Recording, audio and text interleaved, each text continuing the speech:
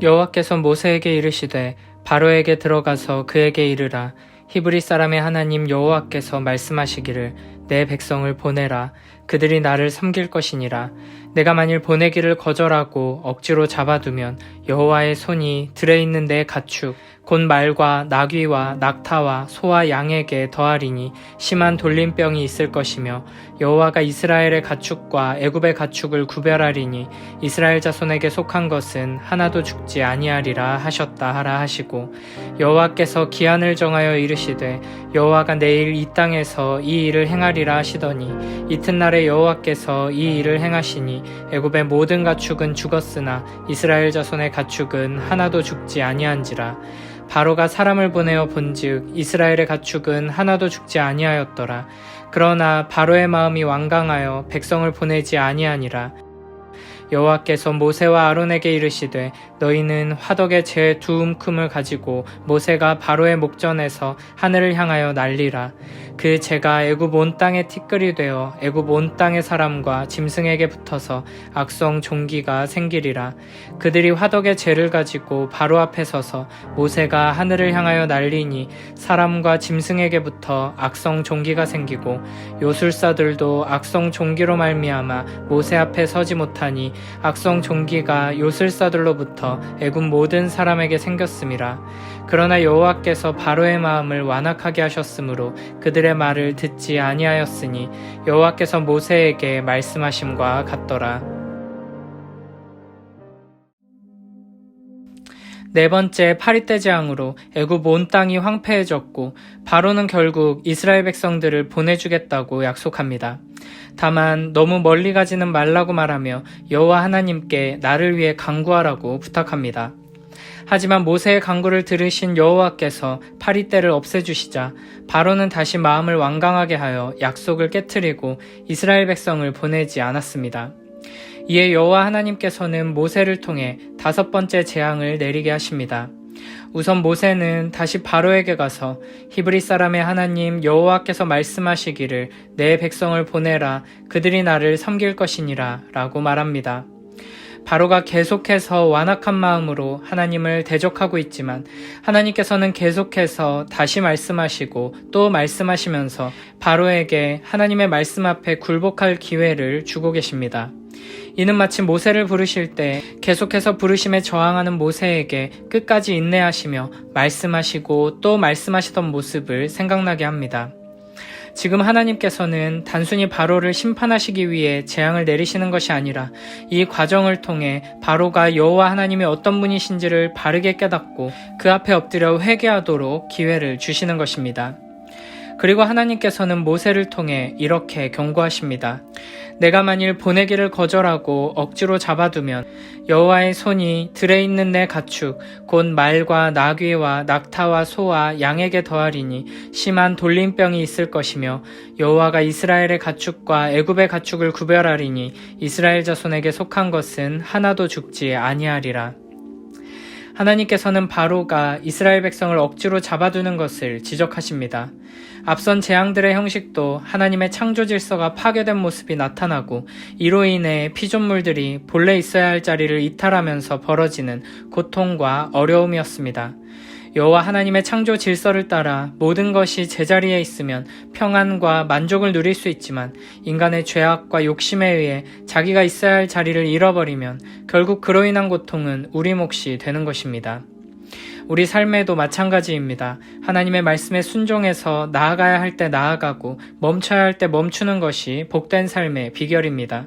그러나 자기 욕심을 따라 억지로 나아가려고 하거나 멈추려고 한다면 이것으로 인해 큰 재앙이 임하게 될 것입니다. 특히 힘과 권력으로 다른 이들로 하여금 하나님의 뜻에 순종하지 못하게 막는 일들은 하나님의 무서운 심판을 피하지 못하게 될 것입니다. 앞선 세 번째 이 재앙에서 애굽의 요술사들은 이는 하나님의 손가락입니다 라고 고백했습니다.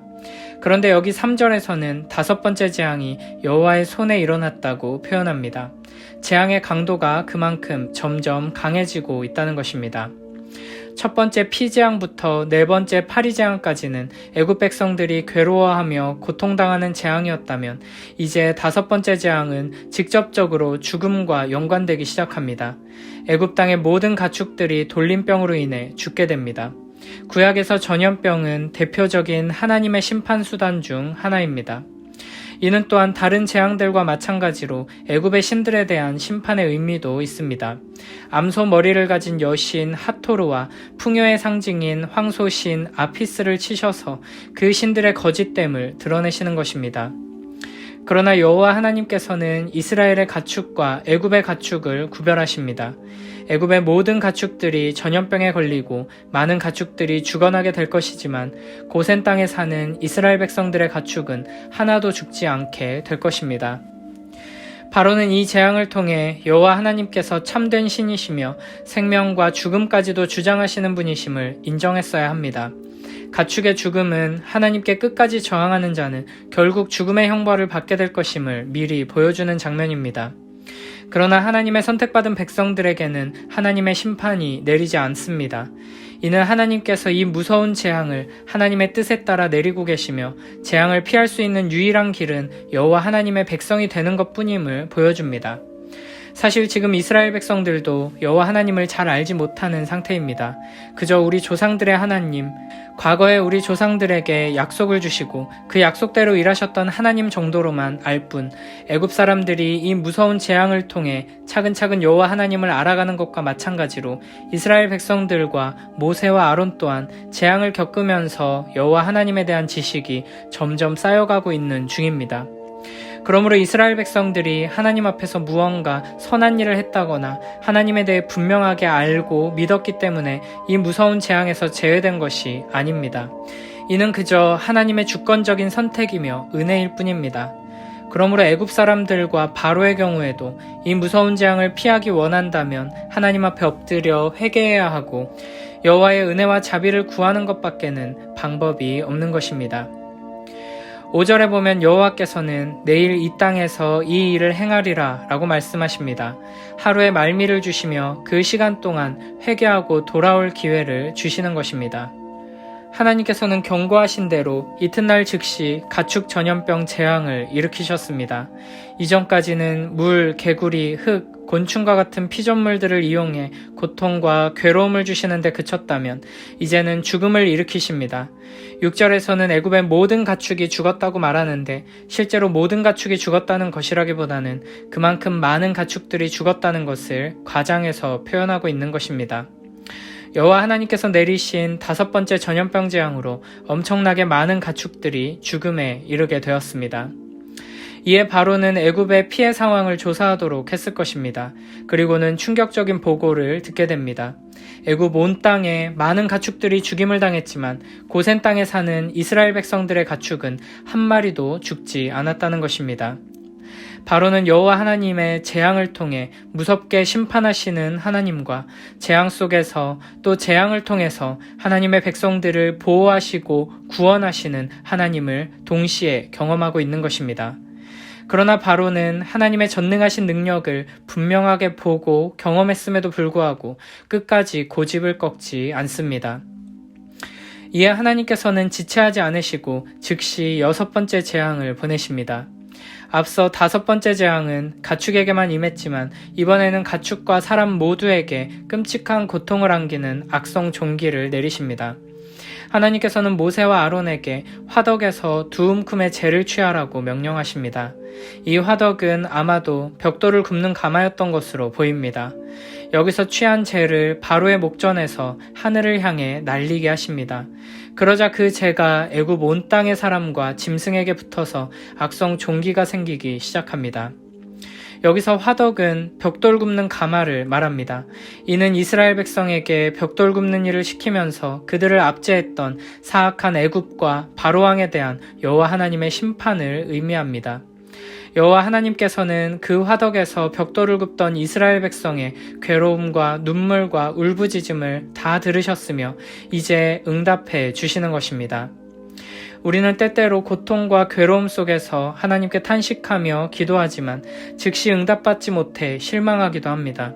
하지만 하나님께서는 우리의 모든 기도와 눈물과 한숨을 다 들으시고 우리가 상상하지도 못했던 방식으로 우리의 기대를 뛰어넘는 훨씬 더 선하고 아름다운 방식으로 우리의 기도에 응답해 주십니다.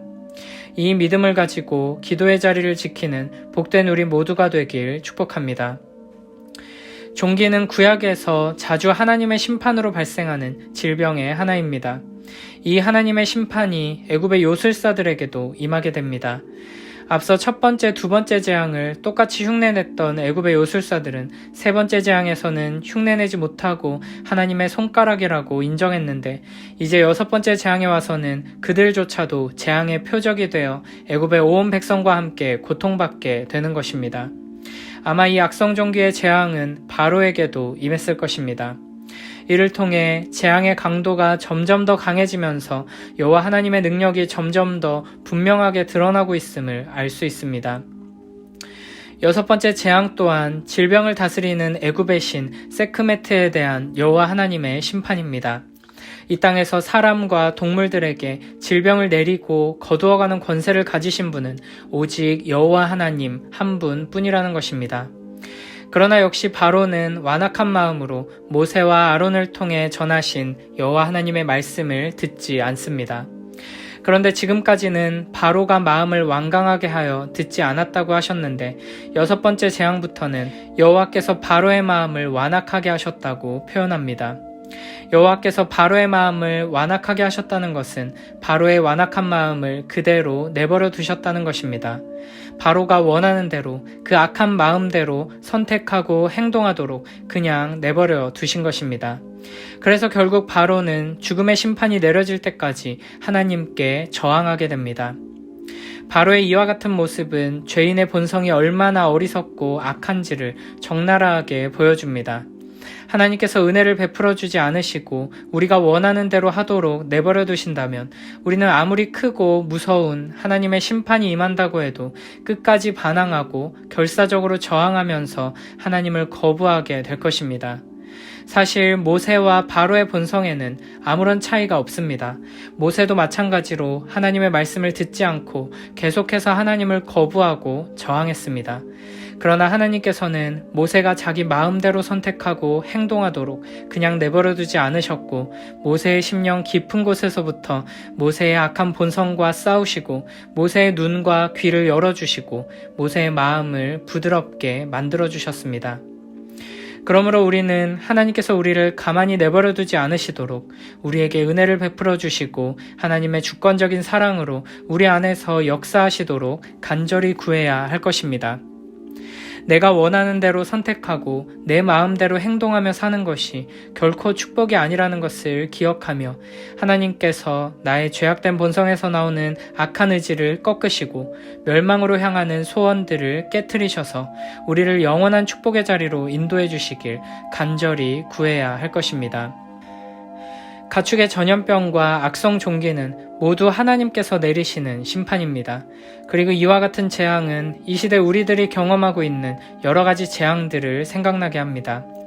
온 세상이 바이러스로 인해 고통당하고 있으며 돌이킬 수 없는 수준으로 심각해져가는 다양한 환경 오염들과 너무나 많은 사람들이 희생당하고 있는 전쟁과 기근과 핍박 등 이 모든 것들은 여호와 하나님께서 우리에게 내리시는 무서운 재앙이라고 할 수 있습니다.